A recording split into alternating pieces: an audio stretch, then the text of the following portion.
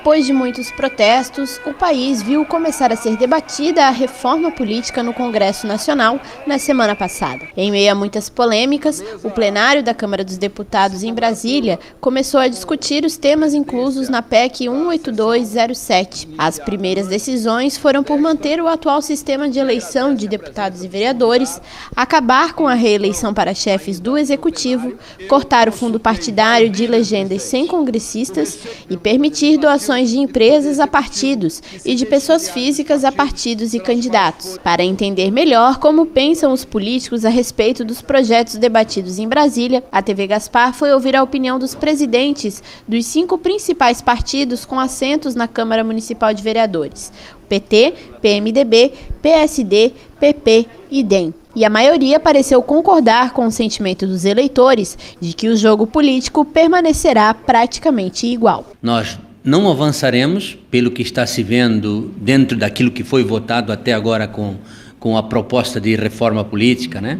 De concreto, até agora nós tivemos mudado em relação ao que está aí, apenas a reeleição para os cargos executivos, sendo que esse é o menor problema que nós temos hoje nesse país. E o que a gente tem visto é que os deputados atenderam mais ao anseio da população e colocaram em pauta essa discussão do que realmente se tem a proposta que de fato mude o sistema político brasileiro. Ele tem sido feito cirurgicamente, a reforma política. Existiam várias questões a serem mudadas, e o que se vê é que foi mudado em alguns itens apenas, Aline.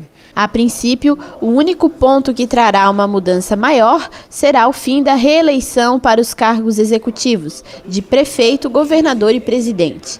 Nesse quesito, parece haver um consenso entre os políticos no acerto da decisão. Alguns, como o presidente do PT, consideraram que a extinção deveria abranger também o legislativo, que para Amarildo seria o cerne da crise política no Brasil. Para os demais, o fato de um mandatário executivo não poder se candidatar a um segundo mandato trará mudanças significativas. Até agora, a gente tem apenas a confirmação de que foi aprovado na Câmara, precisa passar pelo Senado ainda. Então é fundamental, é importante que se extinga a reeleição, até para dar condições de igualdade entre os candidatos, que a máquina pública, que o poder econômico, financeiro, não venha fazer a diferença durante a eleição. O próprio clamor da população é realmente para que ocorram mudanças, né? O fator de estar proibindo a reeleição, acho que isso é de fundamental importância para a nossa comunidade, né? Uma vez que o gestor público ele é eleito, né, e tem a possibilidade de reeleição, ele obviamente faz o trabalho dele visando a sua reeleição. E isso não acontecendo, com certeza, acredito que ele vai fazer o trabalho dele para melhor representar aquela comunidade que o colocou ali. Outra alteração mais discreta foi aprovada no sistema de financiamento de campanha. Ele continua sendo misto, com recursos do fundo partidário e doações da iniciativa privada ou de pessoas físicas. Porém, se a proposta passar também no Senado, nas próximas eleições, as empresas só poderão fazer doações aos partidos. Para todos, essa é uma questão polêmica e a mudança aprovada não teve avaliação positiva. Deveria de ser um financiamento empresarial para o candidato, até para futuramente, numa prestação de contas, numa futura investigação, você conseguir fazer essa comprovação, enfim. Então vamos ver como é que isso vai acontecer a partir das próximas eleições. Com certeza as prestações de contas, os partidos políticos vão precisar colocar uma estrutura de profissionais para conseguir fazer todo esse trabalho. Vai haver uma dificuldade nessa prestação de conta e uma nova forma de financiamento para os candidatos. Então isso vai mudar, talvez vai trazer aí uma igualização melhor para a distribuição de recursos. Também as lideranças pareceram concordar com o fim das coligações proporcionais.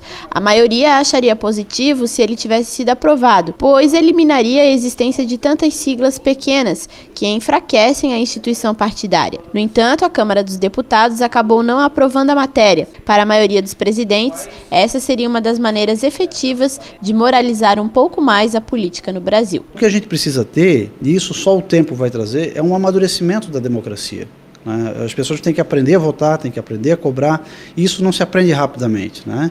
Até pelo nível da nossa cultural, da nossa população. A gente começou a ter um sistema mais organizado democraticamente a partir de 88, quando começou a se exercer de fato a democracia, né? Então essa nossa história é muito recente. A gente deixou de ser colônia de Portugal em 1800, né? Então é muito pouco tempo de uma história de nação. Todas as eleições, quanto para prefeito, vereador, presidente, governador, senador, deputado federal, estadual, serem unificadas, acho que isso traria também uma economia para o país, e futuramente eu acho que também tem que ser repensado, né? Essa é uma opinião minha como político, né? Eu acho que a questão aí da quantidade de deputados federais que nós temos e também da quantidade de senadores. Nós também teremos que ter uma mudança aí na questão da grande quantidade de ministérios que nós temos. Acho que isso traria, sim, uma grande reformulação, tanto na gestão quanto na questão de política do nosso país. Essa proposta ela tem no bojo dela o fim da reeleição, o fim das coligações, para todos os cargos, tanto legislativo quanto executivo, né? O financiamento público de campanha, o fim das coligações, porque isso tornaria, enxugaria de sobremaneira o número de partidos existentes no Brasil, onde a maioria deles sobrevive e existe para dar tempo de televisão, para fazer negociata escusa e não por ideologia, com certeza. Nós eliminaríamos uma série de partidos dessa natureza, o que poderia dar um alento à política brasileira. Os pontos mais controversos da reforma, financiamento e sistema eleitoral, já foram superados, mas ainda falta discutir vários temas. Ficou para depois do dia 10 de junho a decisão sobre a duração dos mandatos, eleições municipais e gerais no mesmo dia, cotas para mulheres, voto facultativo, data da posse presidencial, federações partidárias, entre outros assuntos. E o resultado final ainda precisa ser votado em segundo turno, antes de ir ao Senado. Para valer nas eleições de 2016, as mudanças têm de entrar em vigor até outubro. Porém, com o cenário que se desenha atualmente, os diretórios municipais não acreditam que as composições para o ano que vem devem sofrer alterações.